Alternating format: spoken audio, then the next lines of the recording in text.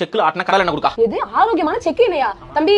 அதெல்லாம் உடம்புக்கு ரொம்ப கெடுதி பண்ற எண்ணெய். இந்தாங்க இந்த பாக்கெட் எண்ணெய் பயன்படுத்துங்க, இதான் உடம்புக்கு ரொம்ப நல்லது டாக்டரே சொல்றாங்க. செக்கு எண்ணெயில ஒரு சிலர் தரமில்லாத மூலப்பொருட்களை யூஸ் பண்றாங்க. இந்த எள்ளு, இந்த வேர்க்கடலை இது எல்லாமே வந்து பூச்சி இருந்தாலும் அப்படியே யூஸ் பண்றாங்க, பூஞ்சை இருந்தாலும் அப்படியே யூஸ் பண்றாங்க. இப்படி இதை யூஸ் பண்றனால ஆஃப்லோடாக்சின் ஒரு கெமிக்கல், ரொம்ப பாய்சனான கெமிக்கல் உருவாகுது. இது என்ன பண்ணும்னா கேன்சர் வரைக்கும் ஒரு பெரிய பிரச்சனை நமக்கு கொண்டு வருது.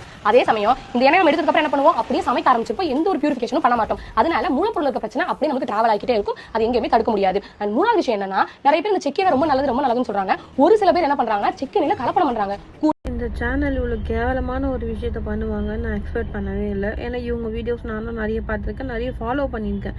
சொல்கிறது உண்மையாக என்னால் ஏற்றுக்கவே முடியாது. ஏன்னா நாங்களுமே மரச்செக்கு ஆயில் ஓட்டுறோம். இப்போ எனக்கு தெரிஞ்சதை வந்து நான் ஷேர் பண்ணுறேன். சன்ஃப்ளவர் ஆயில் சாப்பிட்டா உண்மையிலே உடம்புக்கு நல்லது தான். அது ஒரிஜினலாக ஆட்டுற நம்ம இப்போ கடலெல்லாம் ஆட்டுறோம்ல, அந்த மாதிரி சன்ஃப்ளவர் ஆயில் ஆட்டி அதை இது பண்ணி ஃபில்டர் பண்ணி சாப்பிட்டா உண்மையிலே அது நல்லது தான்.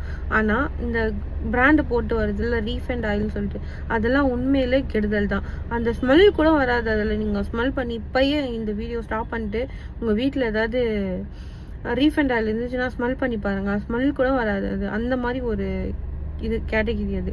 ஸோ அது வந்து சாப்பிட்றது அவ்வளோ அன்ஹெல்த்தி தான் நான் சொல்வேன். அவங்க எப்படி அந்த ரீஃபைண்ட் ஆயிலுக்கு வந்து எவ்வளோ சர்டிஃபிகேட் கொடுக்குறாங்கன்னு சத்தியமாக தெரியல.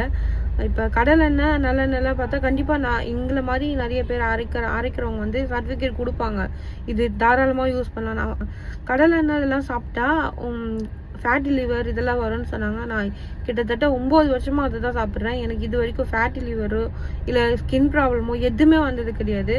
ஸோ அப்படி இருக்கும்போது எப்படி இவங்க இப்படி இது மாதிரி சொல்கிறாங்கன்னு தெரியல. இல்லை அந்த மாதிரி யாருக்காச்சும் வந்திருந்தா அப்படி சொன்னால் ஓகே, அந்த மாதிரி யாருக்காவது வந்திருக்கா அப்படின்னு கமெண்ட்டில் சொல்லுங்கள். இது எப்படி நம்ம வேர்க்கடலை பார்த்து அதை அரைச்சி அதை ஃபில்டர் பண்ணி சாப்பிட்றது எப்படி ஒரு அன்ஹெல்த்தியாக இருக்கும்.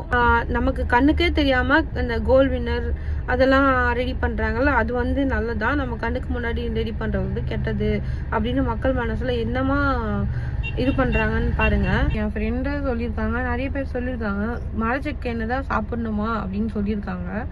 ஸோ இவங்க எப்படி டாக்டர் வந்து ரீஃபைண்ட் ஆயில் தான் சாப்பிட்ணுமா, இந்த ஆயில் சாப்பிடக்கூடாதா அப்படின்னு சொன்னாங்கன்னு எனக்கு புரியல. ஸோ நீங்கள் டாக்டர் கிட்ட போயிருப்பீங்க கண்டிப்பாக, அவங்க என்ன சொல்லியிருப்பாங்கன்னு கமெண்ட்டில் சொல்லுங்கள். ஸோ எதுவாக இருந்தாலும் ஆயில் வந்து கம்மி பண்ணிங்கன்னா நல்லது தான். ஸோ ஆயில் அதிகமாக எடுத்துக்கிறது டேஞ்சர். இன்னொன்று என்னென்னா, அவங்க சொல்லியிருக்காங்க இந்த பூஞ்சையெல்லாம் வந்து போடுற பயிரெலாம் வந்து அதனால் வந்து நிறைய கேன்சர் வர்றதுக்குலாம் ப்ராப்ளம் இருக்குது அப்படின்னு சொல்லிட்டு, ஃபஸ்ட்டு இந்த மாதிரி பூச்சி இருக்கிறதோ இந்த மாதிரி பூஞ்சை இருக்கிறதோ அந்த மாதிரி போட்டாங்க அப்படின்னா, பேர் போட்டாலே அந்த அரைக்கும் போதும் சரி அதை நம்ம வாங்கும் போதும் சரி ஒரு மாதிரி ஸ்மெல் கண்டிப்பாக வரும். அது வராமலாம் இருக்காது. அந்த மாதிரி கெட்ட பயிரெலாம் போட்டு ஆட்டவும் மாட்டாங்க. க்ளீன் பண்ணி அதில் பூச்சிலாம் எடுத்துட்டு தான் ஆட்டுவாங்கள்ல, அதுக்காகவே கெட்டு போயிட போகுது என்ன அப்படின்னு அவங்களுக்கு தான் லாஸ், அதனால் கெட்டு போயிட போகுதுன்றதுக்காக அதெல்லாம் வந்து இது பண்ணிட்டு தான் அரைக்கவே செய்வாங்க. இவங்க எப்படி அசால்ட்டாக இவ்வளோ இது பண்ணுறாங்கன்னு தெரியல. நார்மலாக சொல்கிறேன், கெமிக்கல் சேர்க்காத எந்த பொருளுமே ஒரு 3 மாதத்துக்கு மேலே வர்றது ரொம்பவே கஷ்டம்தான். அப்படி இருந்து இவங்க எப்படி நாங்களே எங்கள் கஸ்டமர்ட்டுக்கு சொல்லி தான் கொடுப்போம், எண்ணெய் கையில் வந்து தண்ணி படாமல் எண்ணெயை வச்சுக்கோங்க, இல்லைன்னா சீக்கிரம் கெட்டு போயிடும். அது மட்டும் இல்லாமல் 3 மந்த் வரைக்கும் தான் இதோட வேலிடிட்டி.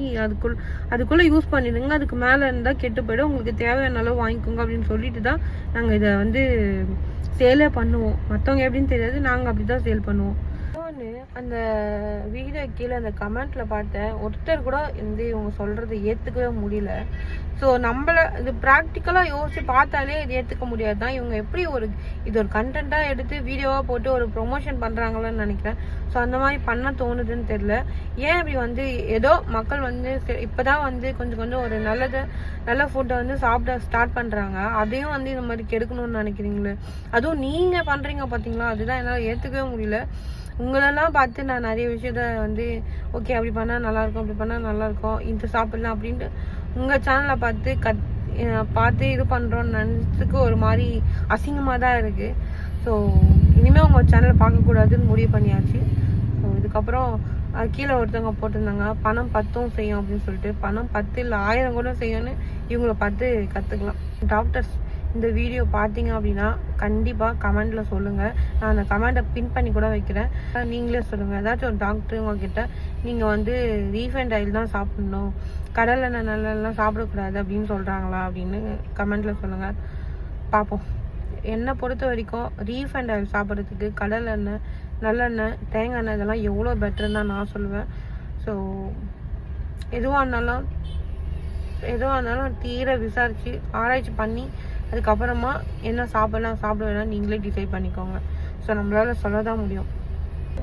ஆயிலில் எவ்வளோ வெரைட்டிஸ் இருக்குது நமக்கு தெரியாமல். உண்மையில் இந்த 8 வருஷம் நான் ஆயிலில் இப்படிலாம் ஆயில் இருக்குமா அப்படின்னு கற்றுக்கிட்டது ரொம்ப அதிகம். முடிஞ்ச அளவுக்கு ஹெல்த்தி ஃபுட்டாக சாப்பிடுங்க, ஹெல்த்தியான லைஃப்பை வாழுங்க. ஓகே.